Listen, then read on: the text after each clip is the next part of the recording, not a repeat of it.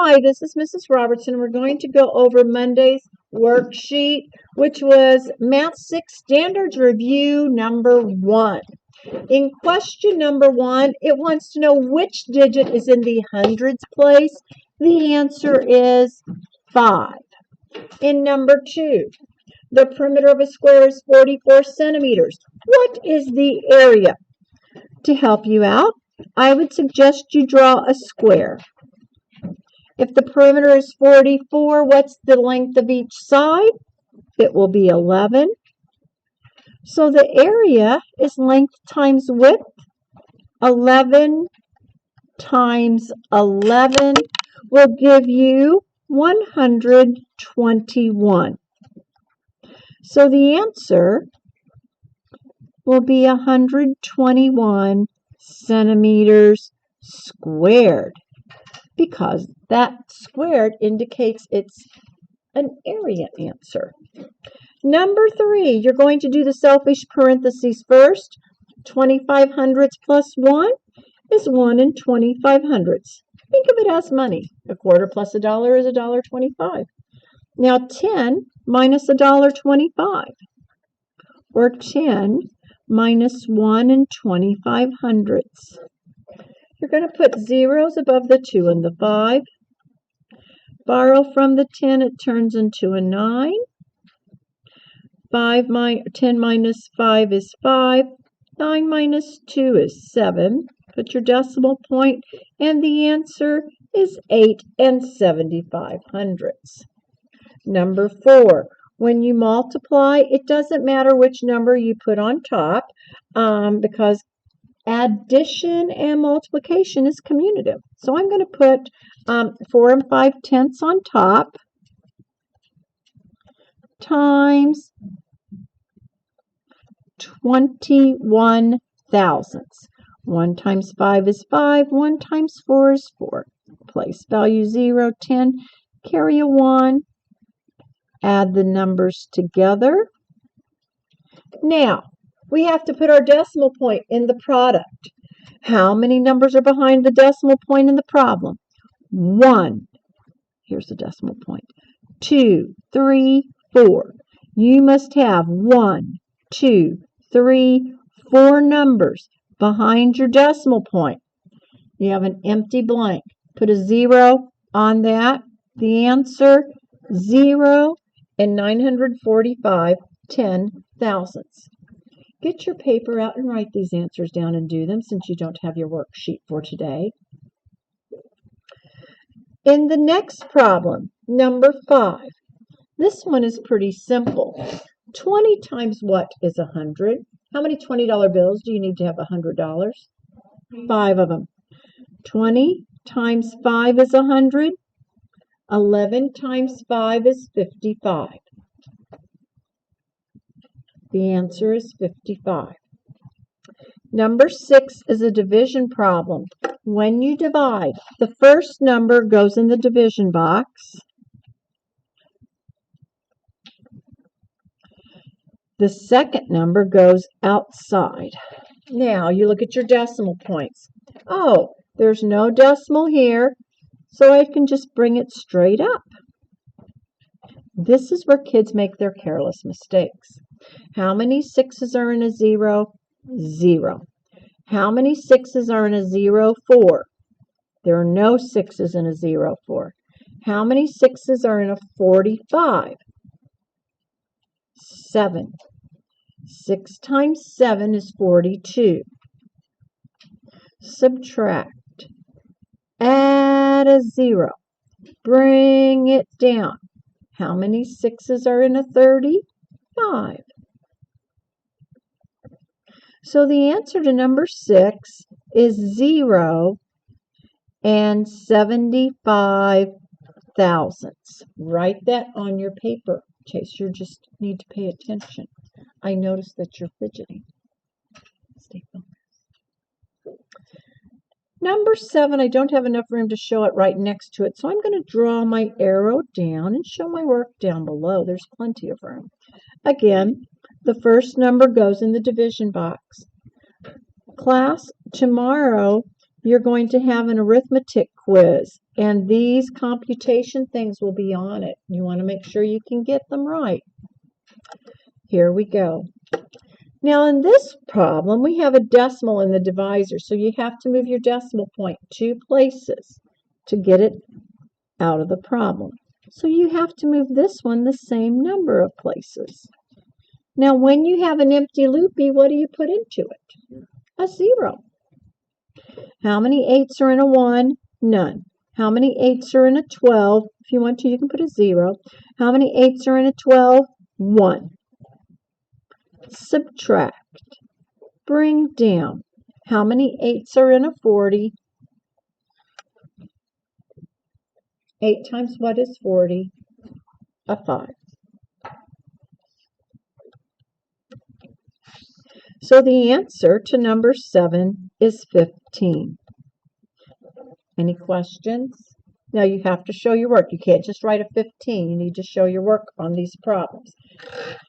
Write your work on the back of that paper, okay, Chase? All right, let's do number 8.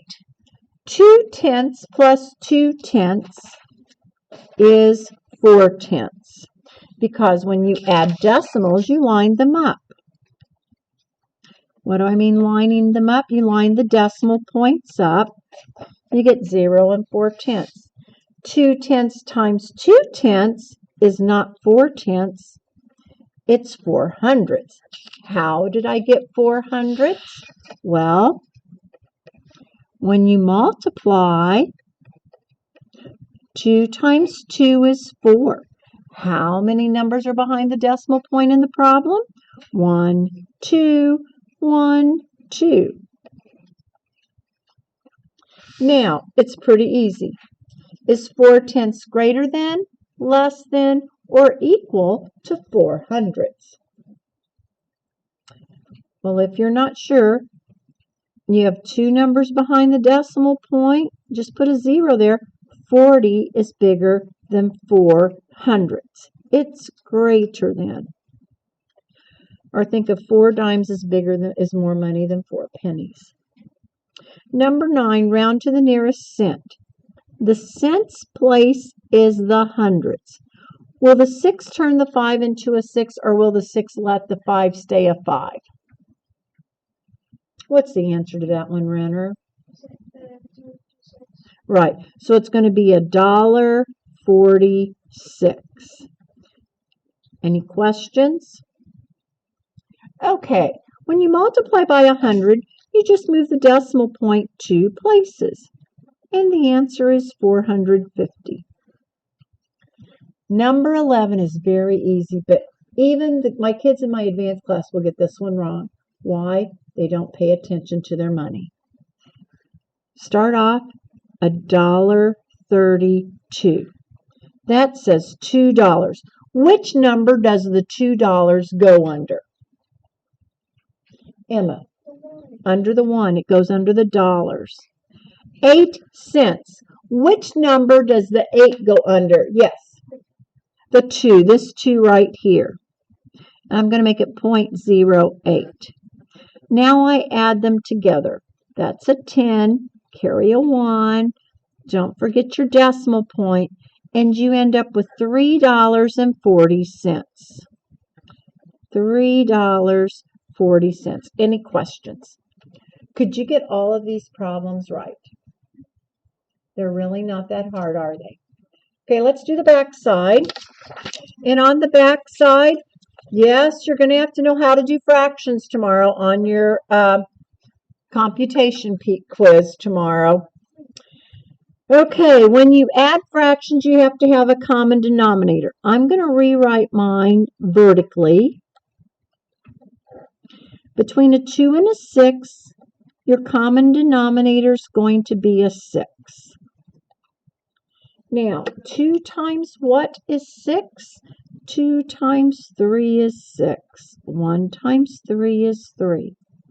What is 3 6 plus 5 6 going to be, Chase?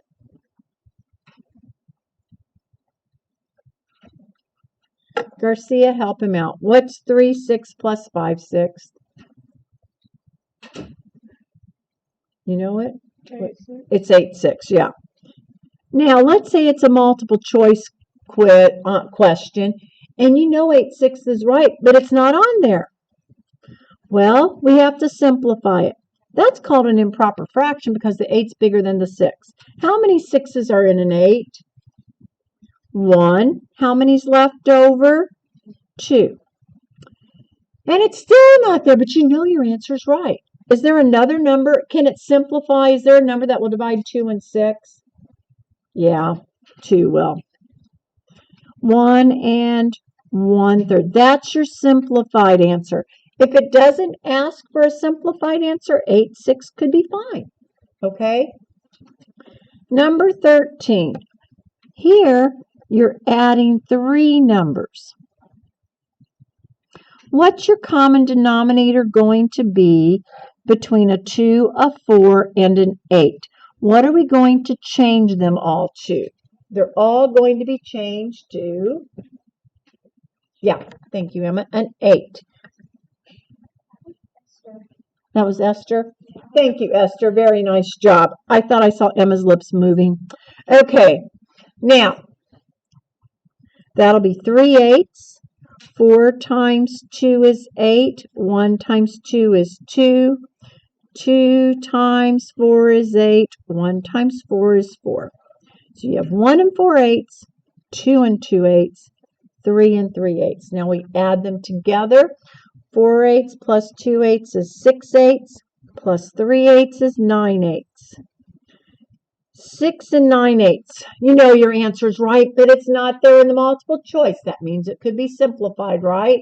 What's another name for 6 and 9 eighths? That is an improper fraction. How many 9's bigger than an 8? That equals 1 and 1/8. So what is 6 plus 1 and 1/8? What's the answer going to be simplified? 7 and 1/8. Nice job. Any questions? Number 14. I'm going to do number 14 down below. I'm going to draw my little arrow way down on the bottom here. I'm going to rewrite it. 4 and 1/5 minus 3 1/2. What's my common denominator between a 5 and a 2?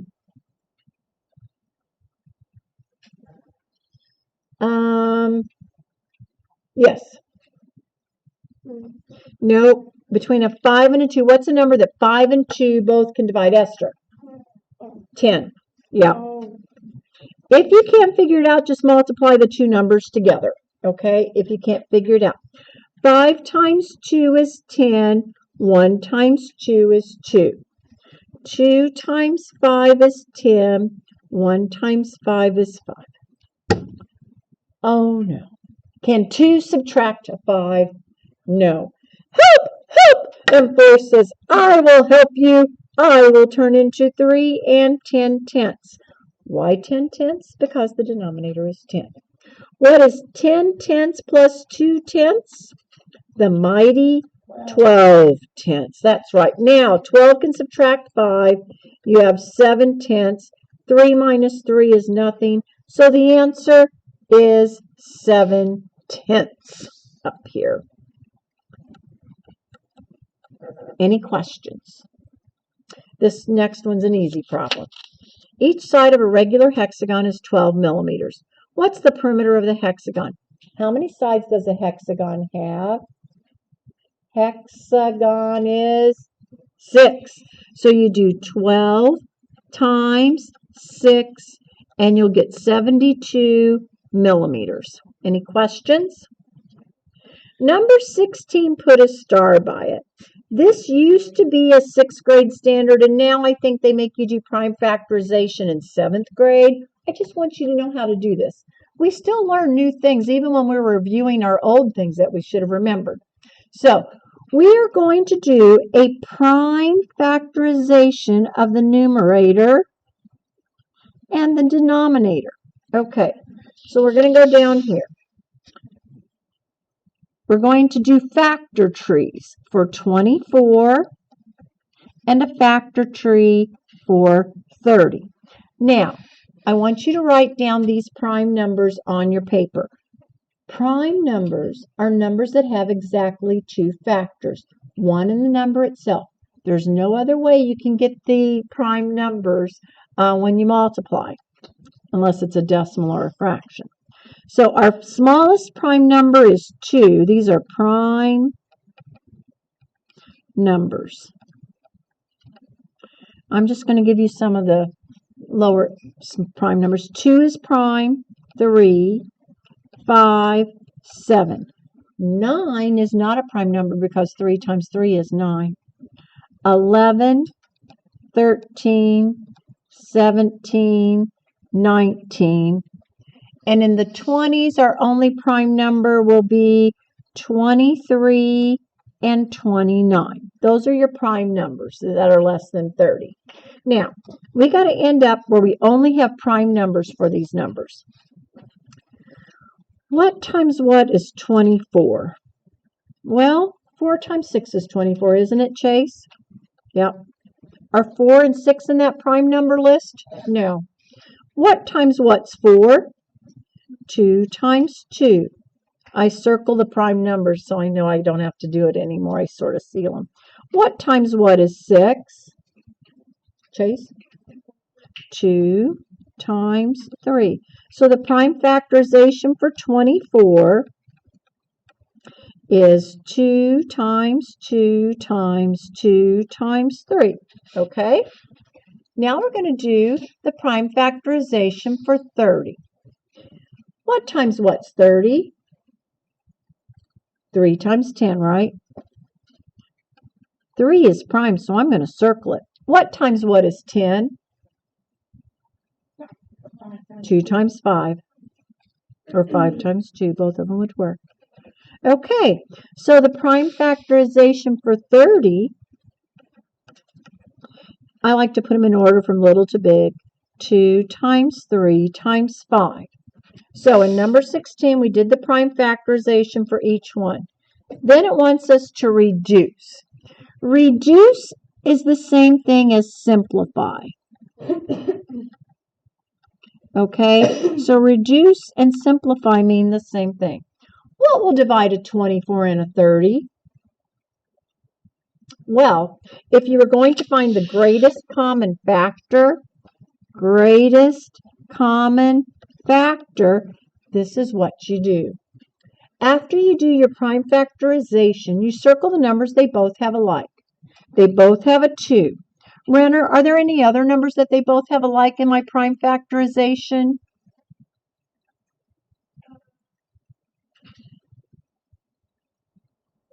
They both have a 3. What's 2 times 3? My greatest common factor is 6, okay? So you're going to divide. So if you had 24 over 30, 24 divided by 6 is 4. 30 divided by 6 is 5. And the answer, it simplifies to 4/5. Okay? 4/5. 17 and 18. Yep, you got to know how to multiply fractions and divide.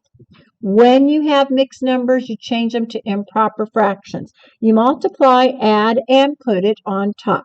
2 times 3 is 6, plus 1 is 7. So I have 7 halves times 3 times 1 is 3, plus 2 is 6. 6/3. Then you just multiply straight across. 7 times 6 is 42. 2 times 3 is 6. If they don't ask you to simplify it, you can keep that answer. Ooh, who sees my mistake? I just realized I made a mistake. Where's my mistake? Who sees it? There's a mistake in this problem. Who can find the mistake? Come on, Chase. Well, I made a mistake before then. It's one of my fractions is wrong. It's either this one's wrong or that one's wrong. Which improper fraction needs to be fixed? Yes. 6/3 should not be 6/3. It should be what? 5/3. Finally, yes. 3 times 1 is 3, plus 2 is 5. So that should be 35 over 6. And that equals 5 and 5 6. How many of you had 5 and 5 6? Good. This one, we got to be careful. Change them to improper fractions. That will be 7/4 divided by, write 2 as a fraction, 2 over 1. You gently pick it up and put a 1 underneath it. Now we're dividing, so when you divide, you have to change the sign to multiplication, and flip the second fraction. And the answer, did everyone have 7/8 for number 18? If you don't, fix it right now. Number 19. This, when you have arrows on both ends, that's called a line. What do you call a dot and an arrow? What's that shape called? Segment. Nope, this one's not a segment. A dot and an arrow? It's called a ray, kids. Yes. I didn't realize you kids hadn't had this vocabulary yet on these. I have. You did? Good. And this is when it has a dot on each end, it's measurable. It's called a line segment. This is a segment. Okay? Everyone got that now? A line, a ray, and a line segment. Our last problem. Change it to an improper fraction because we're multiplying. Here we go. Multiply 4, add, plus 1 is 5, and put it on top of the denominator. Got to write 3 as a fraction. Gently pick it up, put a 1 underneath it. 3 times 1 is 3, plus 1 is 4. Now you multiply straight across. And when you do that, you'll get 60 over 6. What's another name for 60 over 6? 10. Thank you, Bryn. Now, if you know how to simplify before you multiply, you say, oh, there's a 3 on top and a 3 on bottom. There's a 3 as a numerator and a denominator. They turn into ones. And you go, oh, 2 will divide 4. And 2 divides 2 once. 2 divides 4 twice. And look what happens. 5 times 1 is 5 times 2 is 10. 1 times 1 times 1 is 1. And you get 10 that way. Any questions? That was an easy 20 points. Okay. Now, for tonight's homework, we're going to do another paper like this. It has 10 on each side. You now know what you need to do to show your work. In about 10 minutes, I'll ask you if you have any questions on how to do certain problems, and I will help you. On number 3, there's a grid up on the board, but you can draw a grid to help you find the point in between. Number 4, who knows what's the square root of 9? That's called a radical sign, the square root of 9. What number times itself is 9? 3. That's a 3. Okay, so the square root of 9 is 3. A square root sign means a number times itself will give you that. So those are a few hints on what to do.